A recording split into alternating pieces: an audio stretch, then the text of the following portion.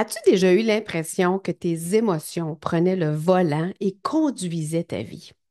Et si tu pouvais, au contraire, danser avec elles et en faire des alliés? Dans cet épisode, on plonge dans l'univers fascinant de nos émotions en les nommant, en leur donnant un visage pour mieux apprendre à les connaître et mieux jouer avec elles au quotidien. Alors prépare-toi, ça va être coloré et révélateur. Bienvenue dans le podcast Entrepreneur Solutionneur, épisode 52, la face des émotions. Avant de plonger dans le vif du sujet, dis-moi, comment as-tu trouvé mon entrevue avec Linda Monpetit, épisode 51, si jamais tu ne sais pas de quoi je parle?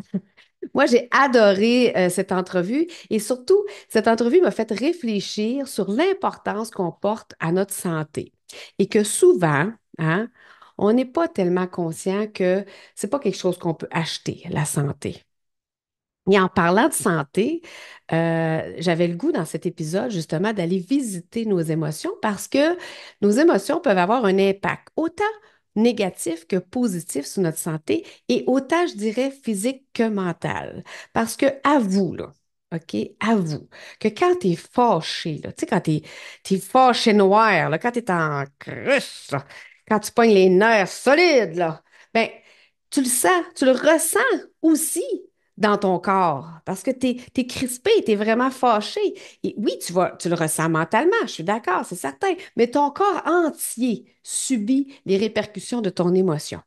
C'est la même chose quand tu ris. Tu sais, il existe des thérapies par le rire, là, c'est pas pour rien, là, mais tu sais, quand tu ris, là, tu ris de quelque chose là, de bon cœur, comme on dit, ça a forcément aussi des effets positifs sur ton corps. Donc, c'est autant mentalement que physiquement que les émotions vont venir jouer sur nous. Et aujourd'hui, je vais t'amener à comprendre tes émotions pour justement mieux les gérer. Puis quand je dis gérer, là, je veux pas que tu les mettes dans une boîte, là, mais plus peut-être en faire des alliés dans ton quotidien d'entrepreneur. Et là, avant de te parler de l'impact des émotions, on va commencer par le début, OK? C'est-à-dire, c'est quoi ça, une émotion? Que c'est ça, une émotion? Et là, tu me connais, hein, si tu me suis depuis un petit bout. Ça fait quand même 52 épisodes que je te partage ma façon de penser. Bref, je vais te parler d'émotions de manière pas très compliquée. Non, je vais te parler d'émotions de manière imagée avec des personnages, bien sûr. Mon objectif, là, c'est de te faire voir les émotions de manière un peu plus légère pour, premièrement, les accueillir sans les juger, les vivre, hein, parce que c'est important de vivre l'émotion au moment où elle se présente, pour ensuite comprendre c'est quoi son message et finalement agir au lieu de réagir, on va dire, oui, de te détacher de l'émotion et intégrer le tout dans ton évolution personnelle. Parce que oui, je pense sincèrement que c'est important d'accueillir et de vivre l'émotion au moment où elle se présente. C'est certain que des fois, c'est peut-être pas la place, c'est peut-être pas le fameux moment, mais si c'est possible, c'est de vivre l'émotion, la laisser monter, l'accueillir, de dire, OK, elle est là, mais de ne pas tomber dans le piège de rester accroché dedans indéfiniment. Tu sais, je dis souvent là, le syndrome de Calimero, là, oh pauvre de petit moi, là, à un moment donné, il faut passer à autre chose. Mais c'est là le point important de mon intention, c'est comment tu peux danser avec tes émotions et non les laisser prendre complètement le contrôle total de toi-même. Je ne sais pas si tu te souviens quand j'ai parlé de l'ego dans l'épisode 26, puis j'ai même fait un blog sur le sujet, je te demandais si c'était lui ou si c'était toi le conducteur. Ben, c'est un peu la même chose avec tes émotions. Tu peux prendre le volant avec à tes côtés, comme passager, ton émotion du moment, mais ce qui est important, c'est de t'assurer que ce n'est pas ton émotion qui prend le volant et qui conduit la voiture. Alors, selon toi, quelle émotion a le plus souvent pris le volant dans ta vie? C'est ça qu'on va essayer de découvrir ensemble dans cet épisode.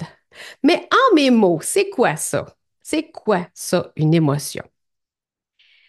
Une émotion, c'est comme un petit messager intérieur un petit personnage, comme j'aime, qui vient te parler. Que ce soit la joie, la peur, la tristesse ou la colère, chaque émotion a quelque chose à te dire sur ce que tu vis au moment où tu le vis, évidemment. L'émotion va donc te pousser à agir ou à réagir, comme j'aime dire, à réfléchir ou à prendre du recul. C'est un peu comme un genre de feu d'artifice là, qui t'arrive dans la tête ou dans ton cœur ou dans les deux et qui t'invite à ressentir pleinement la vie. On est vivant. Quand on vit une émotion, il faut se le dire, on est vivant. Et la clé dans tout ça, c'est de savoir écouter ce message sans se laisser prendre le contrôle total de la situation. Donc, sans lui laisser prendre justement le volant. Et je dirais que c'est un peu là, souvent, le défi. Là, je vais te faire ma petite minute scientifique. Tu demandes peut-être pourquoi on a des émotions qui sont si puissantes. Eh bien, la science nous apporte des réponses. Dans les années 70, le psychologue Paul Ekman a identifié 6 émotions de base, soit la joie, la tristesse, la peur, la colère, la surprise et le dégoût. Donc, il a découvert ça après avoir mené des recherches interculturelles sur les expressions faciales. Son travail suggère que ces émotions sont universelles et qu'elles jouent un rôle fondamental dans la survie et les interactions sociales.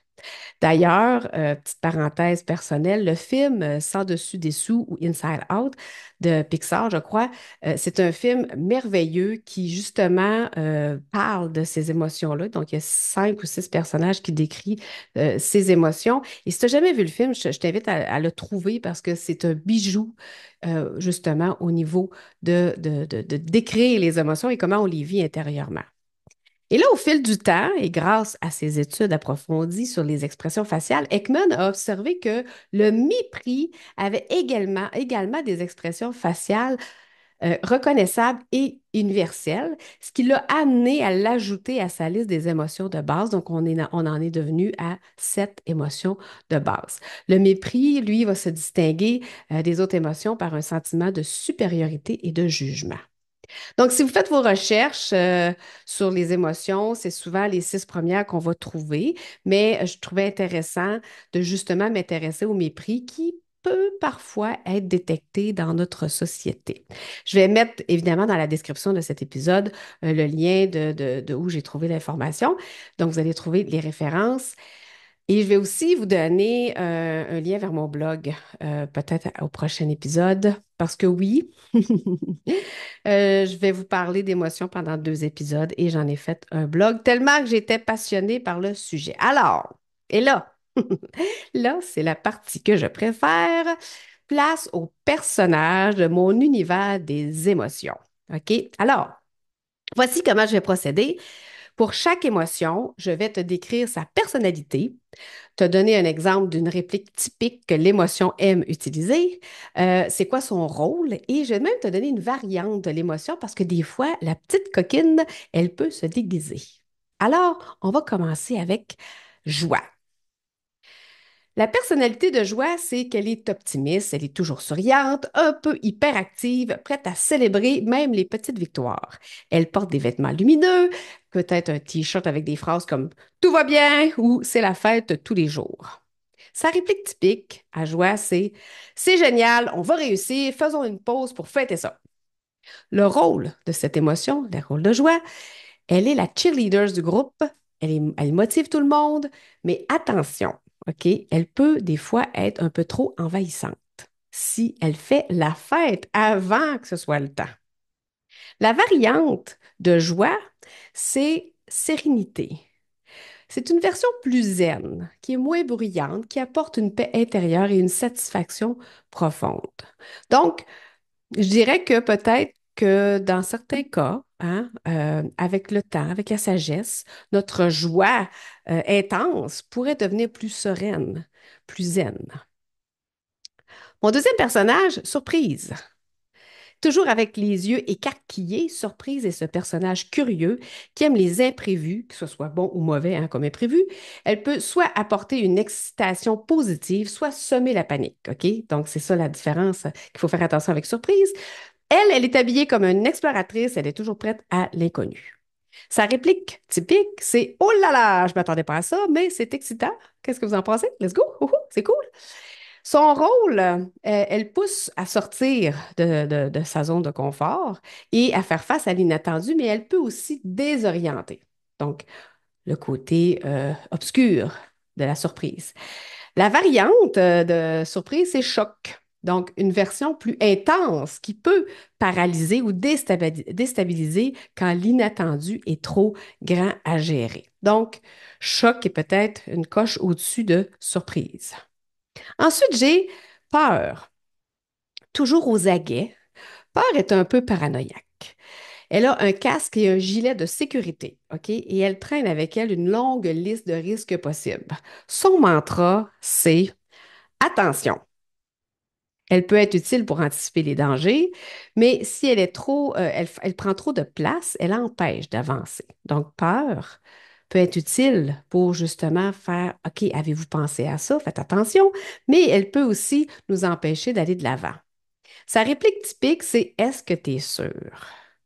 On devrait peut-être attendre et vérifier une autre fois et encore vérifier et contre-vérifier. Son rôle, c'est qu'elle protège en avertissant les risques, mais elle doit être dosée parce que trop de peur paralyse l'action. Et ça, j'en ai déjà parlé, j'en ai fait des épisodes et un blog sur mes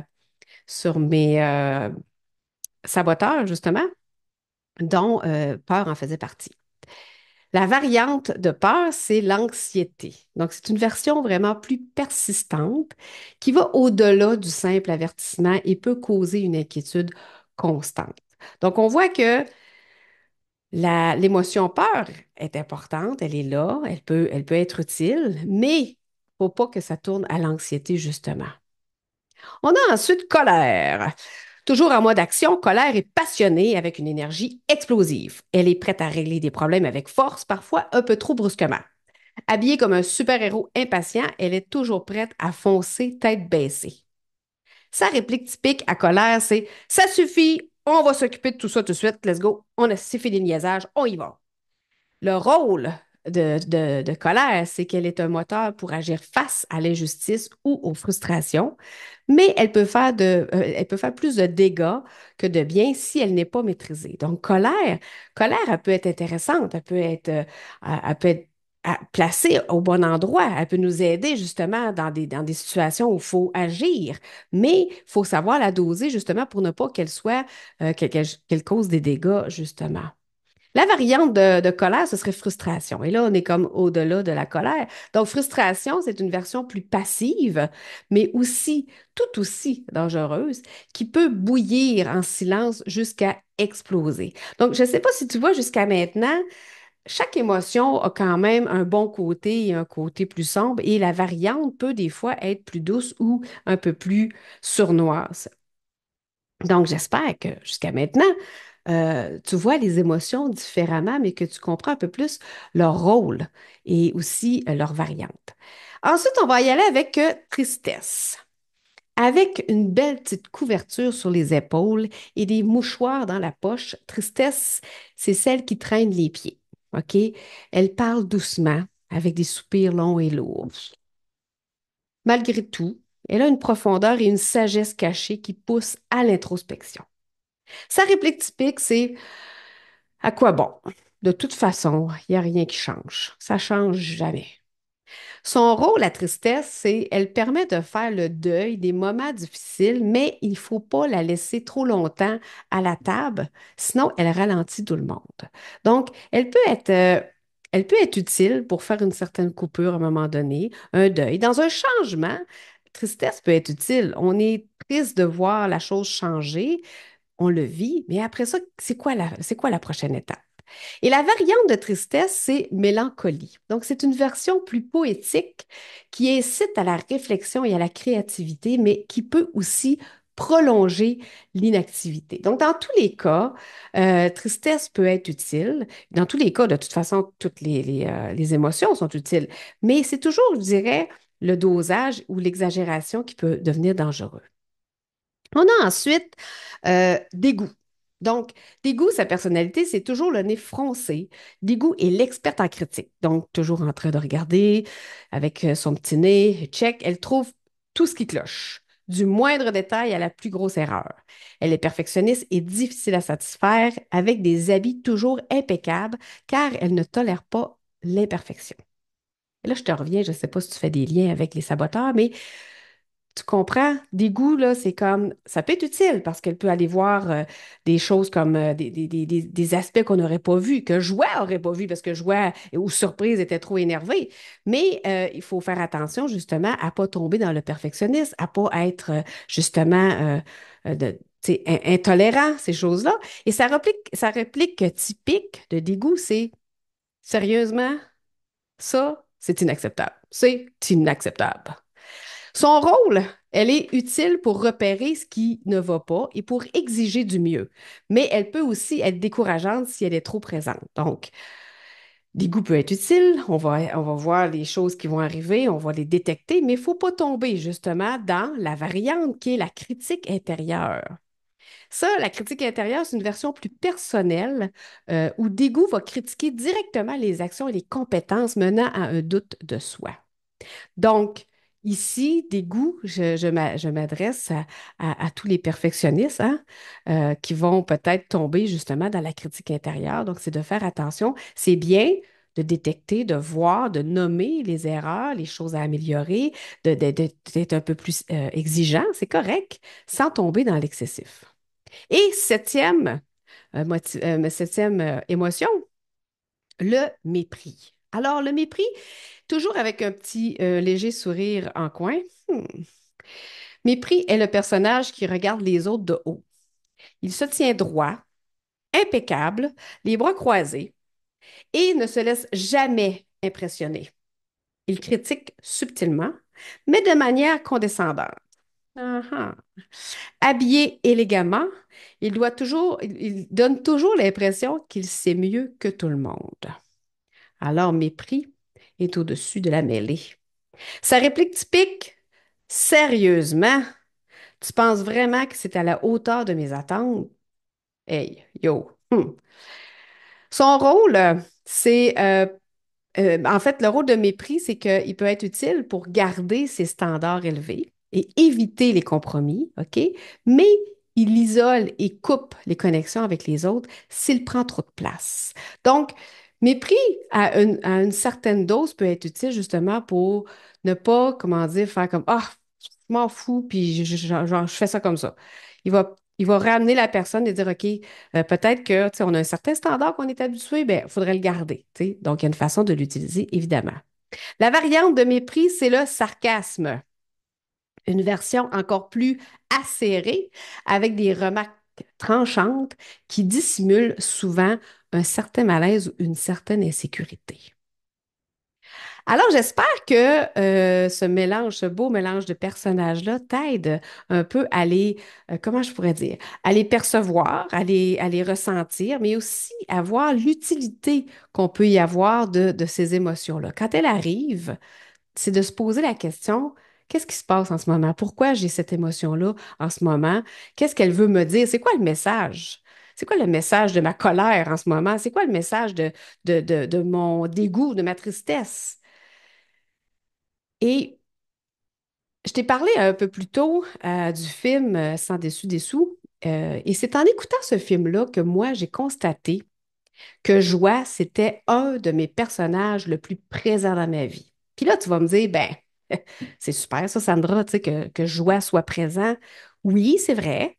Et Joie est toujours là, ne vous inquiétez pas, mais pas au point de vouloir justement étouffer tristesse. Et c'est vraiment dans ce film-là, je vous le dis, que j'ai réalisé que ma joie tirait tristesse par le capuchon, mais exactement comme dans le film. Si vous l'avez vu, là, vous vous souvenez de la scène, je pense qu'elles sont dans les mémoires, je ne sais pas trop, les mémoires à long terme ou les mémoires cachées, je ne sais pas quoi.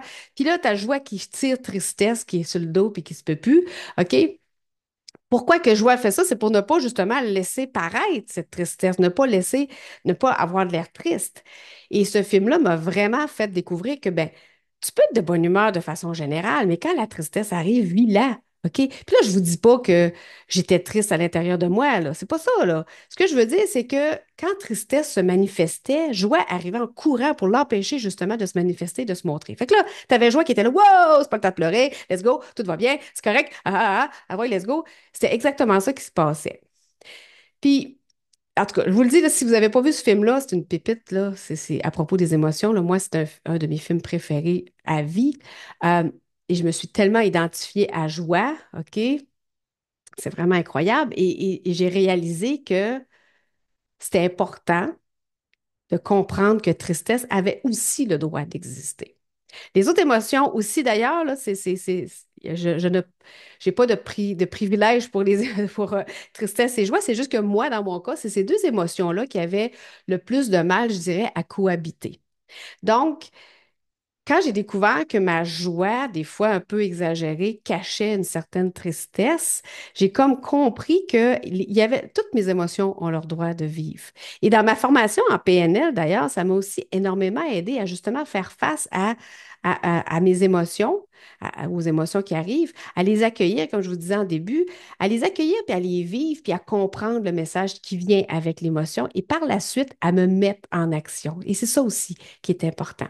Parce que ça aussi, ça m'a aidé énormément à accompagner mes clients parce qu'évidemment, la vie est tellement bien faite qu'elle m'envoyait des clients qui étaient justement dans des émotions qui me dépassaient. Je me souviens d'ailleurs un client à un moment donné qui vivait des choses dans sa vie qui n'étaient pas vraiment faciles à vivre d'ailleurs là, et qui passait à travers une panoplie d'émotions. Et là, dans ma tête, je me disais, ben voyons, pourquoi? Pourquoi? Qu'est-ce que c'est ça? Qu'est-ce que je peux faire avec lui? Moi, je veux des clients le fun, je veux des clients en action, je veux des clients qui sont prêts à bouger, je veux des clients qui rient, je veux des clients faciles, tu comprends? Pas un client dans ses émotions comme ça. Évidemment, ça me renvoyait à mes émotions que je refusais d'accueillir. Et c'est là que la programmation neurolinguistique, elle m'a permis de mieux accompagner l'humain, non pas en dépit de ses émotions, mais grâce à elle. Grâce à ma formation en coaching, j'ai appris à accueillir mes propres émotions pour ensuite les comprendre et les accepter pleinement. Et c'est ce qui me permet aujourd'hui d'accompagner mes clients avec empathie, en reconnaissant l'importance de leurs émotions sans qu'elles prennent le dessus. Donc, les comprendre, les accueillir, tu sais, quand ça arrive, là, c'est vraiment de se poser la question, OK, je vis ça là, en ce moment, là, pourquoi? Qu'est-ce qui se passe? L'accueillir, puis après ça, qu'est-ce que j'en fais? OK? Parce que mes formations en coaching et en PNL, ça m'a donné les outils pour justement transformer les émotions qui peuvent parfois sembler des obstacles en véritables moteurs d'action et de changement.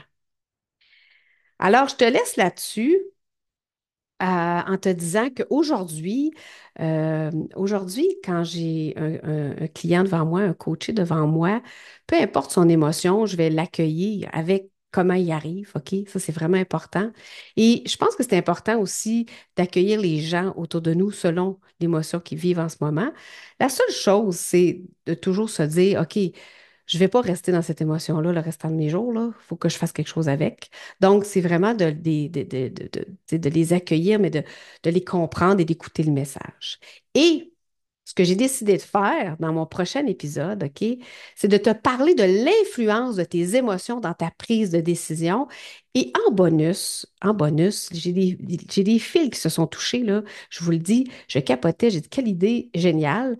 Donc, je vais te parler des émotions et de ta prise de décision, puis je vais faire un lien avec le profil Nova. OK? Donc, si tu ne connais pas le profil Nova, je vais mettre dans ma description un lien vers mon blog où je parle du profil Nova.